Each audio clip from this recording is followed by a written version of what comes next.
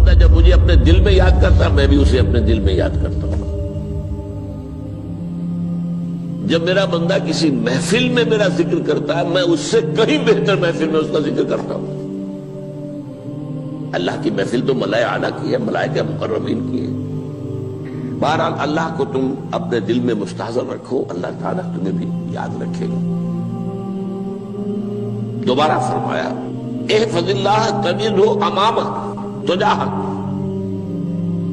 اللہ کو یاد رکھو تو اپنے سامنے موجود پاؤ گے. جب چاہو دعا کرو تو احفظ اللہ تجدہ امامک یا تجاہک، اپنے سامنے موجود پاؤ گے. اذا سألت فاسأل اللہ، اب آ گیا وہ مرکزی مضمون. دیکھو جب مانگو اللہ سے مانگو، غیر اللہ کے سامنے ہاتھ دراز کرو ہی مت. ایک حدیث میں آتا یعنی حرام نہیں ہے، دنیاوی قواعد اصول قوانین کے تحت کسی سے مدد چاہنا، کوئی سوال کرنا حرام نہیں ہے. آپ سوال کریں، مدد لیں، اسی پر دنیا قائم ہے، ایک دوسرے کے ساتھ تعاون کے ساتھ. لیکن اونچا مقام کیا ہے؟ کسی سے سوال مت کرو سوائے اللہ. یہاں تک کہ جوتے باندھنے کا تسمہ تمہیں درکار ہے تو بھی کسی سے مت مانگو، اللہ سے مانگو. کیا پتہ اللہ کس کے دل میں ڈال دے اور وہ آ کے تمہیں تسمہ پیش کر دے. ہوتا ہے ایسا، بسا اوقات ہوتا ہے. جو اللہ کے ساتھ لو لگا کر رکھنے والے ہیں ان کے تو ایسے واقعات ہوتے ہیں کہ دل میں ایک بات آئی اور اس کے بعد وہی بات جو ہے وہ کوئی شخص آ گیا اور اس نے وہ بات پوری کر دی. کیونکہ لوگوں کے دل جو ہے وہ تو اللہ کے دو انگلیوں کے مابین جو چاہتا پھر دیتا ہے. کیا پتہ اللہ کسی فرشتے کو انسانی شکل میں بھیج دے. آتا ہے فرشتہ، آتا ہے انسانی شکل میں، آتا ہے آپ کی تکلیف کو رفع کر دے، آپ کی ضرورت کو پورا کر دے. اسی سے مانگو، کسی اور سے مانگو. یہ ہے توحید کا لب لباب. یوں سمجھیے اسلام کی جڑ کیا ہے؟ ایمان. اسلام کا جو خارجی نظام عمل ہے، انفرادی اعمال ہو اجتماعی ہو، ان سب کی روح رواں کیا ہے؟ ایمان. ٹھیک، ایک بات ہو گئی. ایمان کا خلاصہ لب لباب کیا ہے؟ ایمان باللہ. جیسے ایمان بالآخرہ بھی ہے، ایمان بالملائکہ ہے، ایمان بالانبیاء ہے، ایمان بالرسل ہے، ایمان بالکتب ہے، ایمان بالقدر ہے. لیکن اصل ایمان، اسی لیے ایمان مجمل میں آپ کو معلوم ہے کسی اور چیز کا ذکر نہیں. آمنت باللہ کما ہوا باسمائہ وصفاتہ وقبلت جمیع احکامہ اقرار باللسان وتصدیق بالقلب. یہ ایمان مجمل ہے. اجمالی طور پر ایمان اس کا نام ہے. ہاں مفصل تفصیلی طور پر آمنت باللہ وملائکتہ وکتبہ ورسلہ والیوم الآخر والقدر خیرہ وشرہ من اللہ تعالی. تو اسلام کی جڑ ایمان، اور اسلام کا سارا جو نظام عمل ہے، چاہے انفرادی اعمال ہو چاہے اجتماعی، ان سب کی روح رواں ایمان. اور ایمان کا خلاصہ ایمان باللہ. اور ایمان باللہ کا اصل حاصل وہ ہے جو اس حدیث میں آ رہا. اس کے دو ہیں تقاضے: عبادت صرف اسی کی، استعانت صرف اسی سے. اس لیے میں نے سورہ فاتحہ کا تذکرہ شروع میں کیا. یہ عبادت کا جوہر ہے، عبادت کا جو ہے یہ ایمان کا حاصل. عبادت صرف اس کی ہے اور استعانت صرف اس سے. استعانت ہی میں سوال بھی آ گیا، یہ بھی مدد ہے. آپ کسی سے کچھ مدد مالی چاہ رہے ہیں یا کوئی اور مدد چاہتے ہیں، کسی کام میں مدد چاہتے ہیں، جیسے میں نے کہا تھا کہیں سفارش کرانا چاہتے ہیں، یہ بھی مدد ہے. وَإِذَا اسْتَعَنْتَ فَاسْتَعِنْ بِاللَّهِ. اور جب مدد مانگو صرف اللہ سے مانگو. اور وہ سارے الفاظ یاد کر لیے: استدعاء، استعانت، استغاثہ. یہ جو غوث اعظم سے استغاثہ کیا جاتا ہے تو شرک ہے. استغاثہ اللہ سے، دعائی اللہ کی. اس اعتبار سے استمداد، استعانت، استدعاء، استغاثہ یہ سب اللہ سے، صرف اللہ سے. عبادت صرف اللہ، ایاک نعبد، اور استعانت صرف اللہ سے. مانگو صرف اللہ سے، جب مدد طلب کرو صرف اللہ سے، اور جان لو اگر تمام لوگ جمع ہو کر تمہیں کوئی فائدہ پہنچاؤں گے نہیں پہنچا سکتے، الا بشیء قد کتب اللہ لک وان اجتمعوا علی ان یضروک بشیء لم یضروک الا بشیء قد کتب اللہ علیک، اگر سب مل کر چاہیں تمہیں کوئی نقصان پہنچا دے نہیں پہنچا سکتے مگر وہی کچھ جو اللہ نے تمہارے لیے لکھ دیا۔ اب بتائیے خوف کی جڑ کٹ جائے گی کہ نہیں؟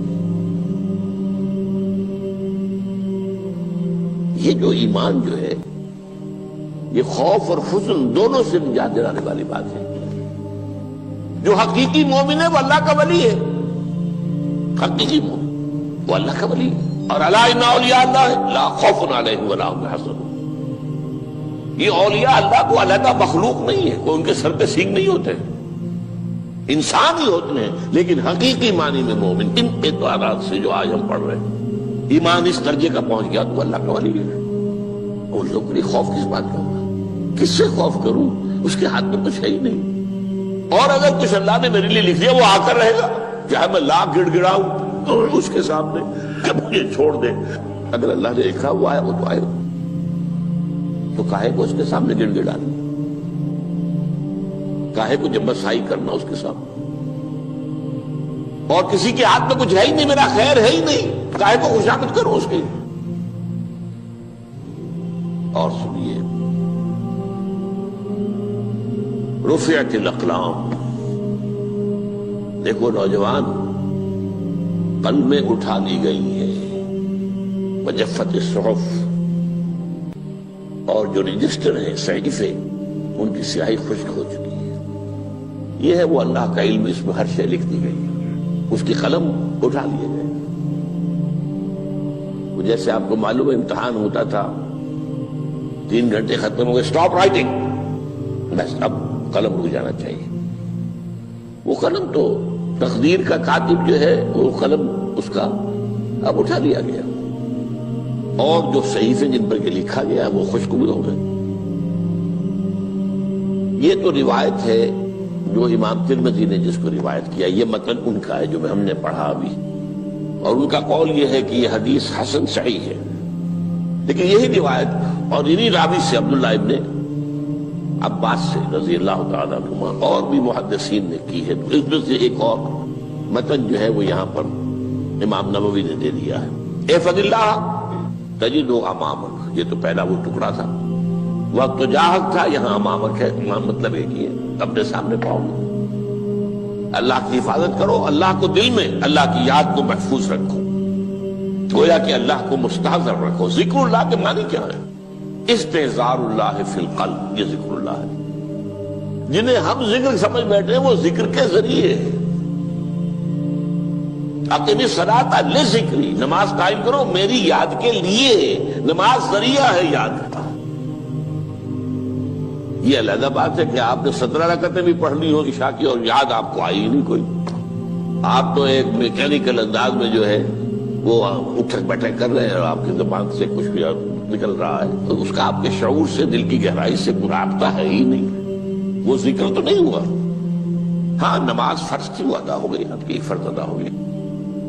تو جنہیں ہم نے ذکر سمجھا وہ ذرائع ذکر ہے، اللہ اللہ سبحان اللہ زبان سے، یہ تاکہ اس کے نتیجے میں وہ ذکر حاصل ہو جائے۔ استحضار اللہ فی القلب، ذکر کے معنی ہے استحضار اللہ فی القلب۔ تعرف الی اللہ فی الرخاء، اور دیکھو کشادگی کے وقت میں تم اللہ کو یاد رکھو، اللہ کی طرف رجوع کیے رہو، بھول نہ جاؤ۔ وہ نہ ہو جو کبھی کہا تھا، بہادر شاہ ظفر کے اشعار میں سے بہت زور کا شعر ہے، ظفر آدمی اس کو نہ جانیے چاہے کتنا ہی ہو فام و ذکا، جسے عیش میں یاد خدا نہ رہی، جسے تیش میں خوف خدا نہ رہا۔ وہ ہے کشادگی کی حالت میں، جبکہ تمہارے لیے کشادگی ہے، اللہ کی طرف رجوع کیے رکھو۔ یعرف کا فی الشدہ، تو اللہ اپنی توجہ تم پر رکھے گا شدت کے وقت میں، جب تمہیں کوئی تکلیف ہے اس تکلیف کو تم پر آسان کر دے گا۔ تکلیف تو آنی ہے، جو لکھی ہوئی ہے وہ تو آئے گی، لیکن یہ کہ اللہ تعالیٰ اس کی شدت کو، ایک ہی چیز ہے جس کو ایک انسان بہت شدت کے ساتھ محسوس کر رہا ہے، دوسرا آدمی اتنا نہیں محسوس کر رہا ہے، احساس کا معاملہ ہوگا نا۔ وہ تو اصل میں اگر انسان کی نرز کٹی ہوئی ہے تو احساس ہوگا ہی نہیں، سرے سے ہی نہیں ہوگا۔ تو اس اعتبار سے اللہ تعالیٰ تمہارے لیے وہ شدت کی کمی کر دے گا۔ وَاعْلَمْ أَنَّمَا أَخْطَأَكَ لَمْ يَكُنْ لِيُصِيبَكَ، اور جان لو جو چیز تم سے چھوٹ گئی ہے، رہ گئی ہے، وہ ہرگز تمہیں ملنے والی نہیں تھی۔ اب آپ نے کسی ملازمت کے لیے درخواست دی ہے، درخواستیں مانگی گئی ہیں، اپنی سی محنت کر لی، نہیں ملی ملازمت، اب آپ بیٹھے ہوئے افسوس میں، رنج میں، غم میں، فلاں نے یہ کر دیا، فلاں نے یہ کر دیا، وہ فلاں جو ہے بڑی تکڑی سفارش لے آیا تھا، فلاں نے رشوت دے دی۔ چھوڑو میاں اس کو، وہ تمہارے لیے نہیں تھی۔ کاہے کو اپنے ذہن کے اندر یہ کھچڑی پکا رہے ہو بیٹھے ہوئے؟ خواہ آپ شاید سوء ظن میں بھی مبتلا ہو رہے ہو، کسی نے نہ رشوت دی اور آپ سمجھتے ہو کہ رشوت دی ہے اس نے۔ یہ ساری چیزیں جو ساری سیئات، ان کی جھٹپٹ ہے۔ وَاعْلَمْ أَنَّمَا أَخْطَأَكَ لَمْ يَكُنْ لِيُصِيبَكَ وَمَا أَصَابَكَ، اور جو چیز تم پر آ گئی، لَمْ يَكُنْ لِيُخْطِئَكَ، ہو ہی نہیں سکتا تھا کہ وہ تم پر نہ۔ یہ کر لیتا تو ہو جاتا، شاید یہ کر لیتا، میں نے ٹیکا پہلے لگوا دیا ہوتا تو یہ بات نہ ہوتی۔ بھائی وہ جو ہونا تھا وہ ہونا تھا۔ اب یہ وہ چیز ہے جس سے انسان میں کیفیت پیدا ہوتی، تسلیم و رضا۔ ہم بھی تسلیم کی خو ڈالیں گے، بے نیازی تیری عادت ہی صحیح، اے اللہ جو تو نے چاہا مجھے قبول ہے۔ اسی لیے میں نے آپ کو آیتیں سنائی سورۃ تغابن کی، ما اصاب من مصیبت الا باذن اللہ، کوئی مصیبت نہیں آتی مگر اللہ کے اذن سے۔ وَمَن یؤمن باللہ یہد قلبہ، جو اللہ پر ایمان رکھتا ہو اللہ اس کے دل کو ہدایت دے دیتا ہے۔ ہدایت کس بات کی؟ تسلیم و رضا۔ سر دوستاں سلامت کہ تو خنجر آزمائی، نہ شبد نصیب دشمن کے شبد ہلاکے تیغت۔ اے اللہ تیری طرف سے ہے، مجھے قبول ہے، اور بظاہر مجھے تکلیف ہو رہی ہے لیکن یقیناً اس میں میرا کوئی خیر ہے۔ بیدک الخیر، تیرے ہاتھ میں تو خیر ہی خیر ہے، جو بھی تیری طرف سے آئے۔ سر تسلیم خم ہے جو مزاج یاد میں آئے۔ اور یہ مضمون جو ہے زیادہ بڑے پیمانے پر سورہ حدید میں آیا ہے۔ ما اصاب من مصیبت فی الارض ولا فی انفسکم الا فی کتاب من قبل ان نبرأھا، کوئی مصیبت نہیں آتی نہ تمہاری جانوں میں نہ زمین میں، زمین میں زلزلہ آ جانا، سیلاب آ جانا، کچھ اور زمین کا دھنس جانا، یا یہ ہے کہ تمہاری جانوں میں کوئی بخار ہو گیا، کوئی اور تکلیف ہو گئی، اچانک معلوم ہوا کہ انسان جو کینسر ہے، اور کینسر بھی اب 3rd سٹیج کو پہنچ چکا ہے، لیکن جو بھی آیا ہے وہ اللہ کے علم کی کتاب میں پہلے سے لکھا ہوا ہے۔ فی کتاب من قبل ان نبرأھا، یہ کتاب میں درج ہے اس سے پہلے کہ ہم اسے ظاہر کریں۔ اس کا نتیجہ کیا نکلنا چاہیے؟ لیکن لا تأسوا علی ما فاتکم ولا تفرحوا بما آتاکم،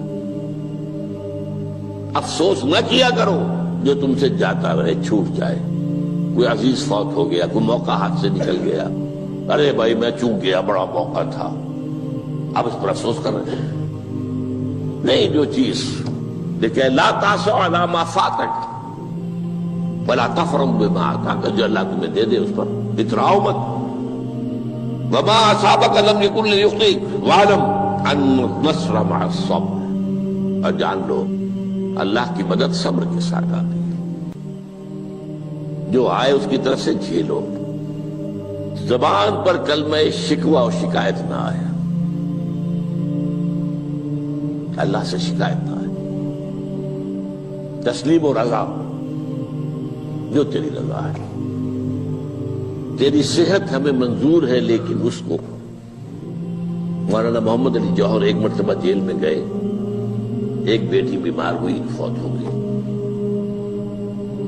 اس کے بعد دوسری مرتبہ پھر جیل میں گئے، دوسری بیٹی کو وہی بیماری ہوئی،